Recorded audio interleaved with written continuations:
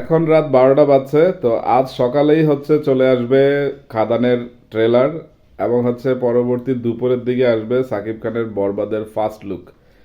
তো খাদান এবং বরবাদ বলা যায় যে সাকিব খান এবং দেব একই দিনে আসছেন ভক্তদের খুশি করার জন্য। তো খাদানের ট্রেলার যদিও অনেক দেরি হয়ে গেছে, কারণ সিনেমাটি মুক্তি পাবে 20 ডিসেম্বর।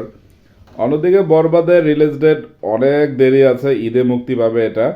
তো সেই ক্ষেত্রে বরবাদ কিছুটা আগেই নিয়ে আসছে শুধুমাত্র হাইপ তোলার জন্য।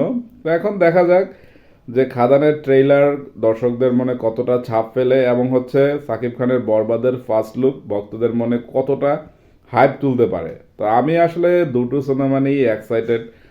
কারণ সাকিব খান বরবাদের বাজেট আপনারা জানেন যে 20 কোটি টাকার উপরে, এবং খাদানও বাংলা সিনেমার একটি কমার্শিয়াল সিনেমা হিসেবে ব্যাক করছে, এবং দেব দর্শককে থিয়েটারে ফেরাতে পারে কিনা সেটাই প্রশ্ন।